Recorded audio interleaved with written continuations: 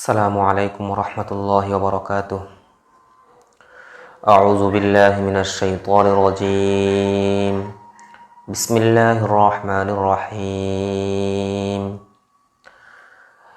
কাতাবা রাব্বুকুম আলা নাফসিহির রাহমাহ আন্নাহু মান আমিলা মিনকুম সুআন বিজাহালাহ ثم تاب من بعده وأصلح فأنه غفور رحيم। সূরাতুল আনআমের ৫৪ নম্বর আয়াতে আল্লাহ রাব্বুল আলামিন ঘোষণা দিয়ে বলেন, কাতাবা রাব্বুকুম আলা নাফসিহির রাহমা।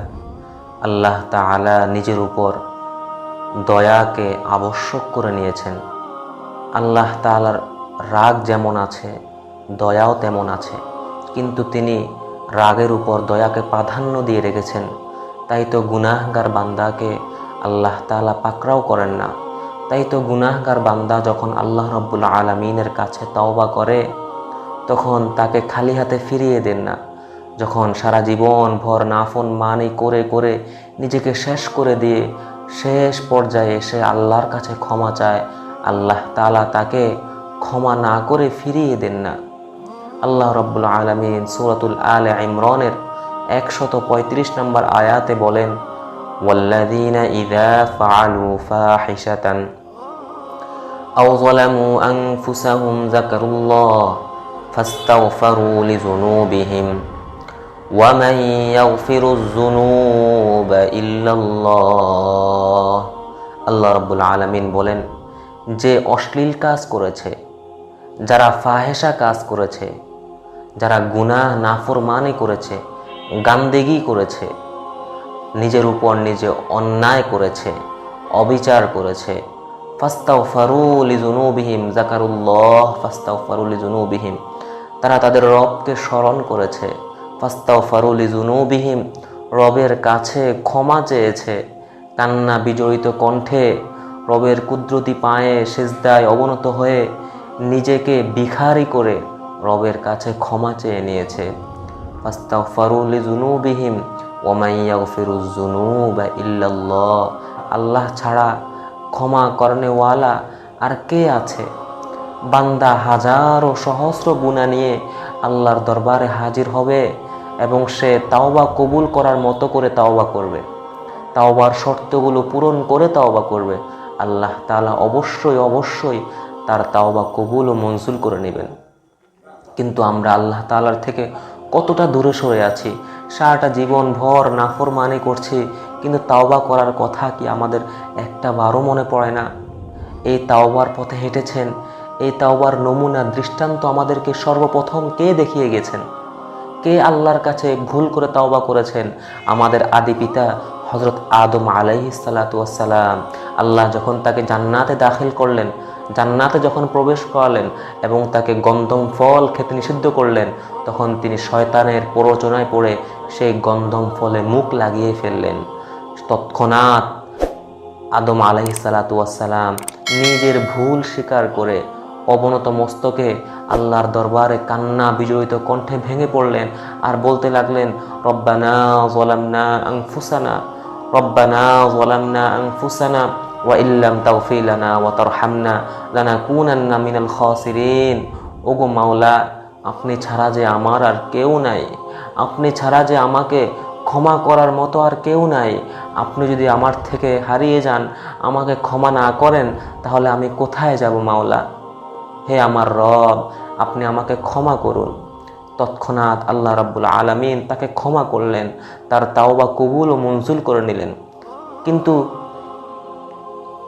কিন্তু আমরা যদি শয়তানের দিকে লক্ষ্য করি, শয়তান ও আদম আলাইহিস সালাতু ওয়াস সালামকে সিজদা করার আদেশ অমান্য করলো, আল্লাহ রাব্বুল আলামিনের হুকুম অমান্য করে সে সীমা লঙ্ঘন করলো। শুধু সীমা লঙ্ঘনই করলো না, সে হঠকারিতা ও দাম্ভিকতা প্রকাশ করলো। এই কারণেই তো শয়তান চিরতরে মারদুদ ও অভিশপ্ত হিসাবে ঘোষিত হলো। এই দুনিয়ার জমিনে যারা আল্লাহ রাব্বুল আলামিনের এত শত নিয়ামত ভোগ করছে, এই দুনিয়ার জমিনে আমরা যারা আল্লাহ রাব্বুল আলামিনের এত শত নিয়ামত ভোগ করেও গুনাহের সাগরে হাবুডুবু খাচ্ছি, কিন্তু আমাদের রবের দুয়ারে মৃত্যুর আগে একটা বারও আসার সুযোগ হয় না। তারা তো সেই শয়তান তুল্য, তারা তো শয়তানের দোসর। এই তাওবার পথে হেঁটেছেন আমাদের নবী রাসূলগণের সুন্নত ছিল এই তাওবা। তারা সারাক্ষণ তাওবা ইস্তেগফারে নিমজ্জিত থাকতেন, কিন্তু তাদের না ছিল কোনো গুনাহ।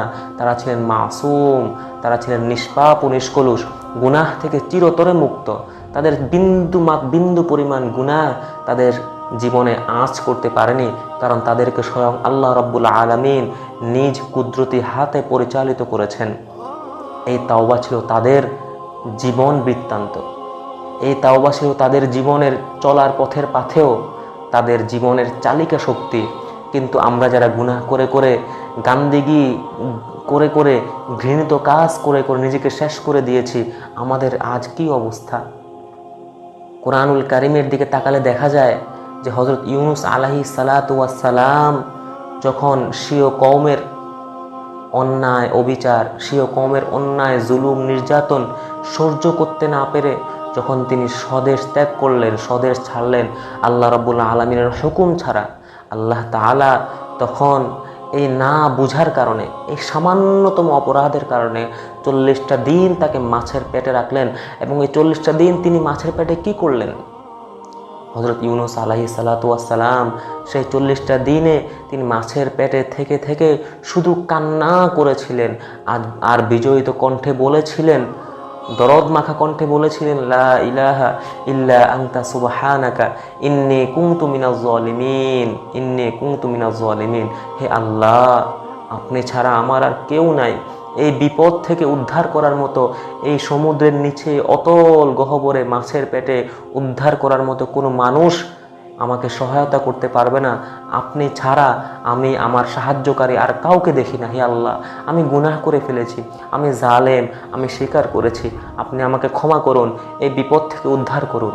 সাথে সাথে আল্লাহ তাআলা তাকে এই বিপদ থেকে উদ্ধার করলেন এবং ঘোষণা করে দিলেন, ওয়া কাযালিকা নুনজিল মুমিনিন, আর আমি এইভাবেই আমার মুমিন বান্দাদেরকে বিপদ থেকে উদ্ধার করি। কিন্তু আজ আমরা কি তাওবা করি?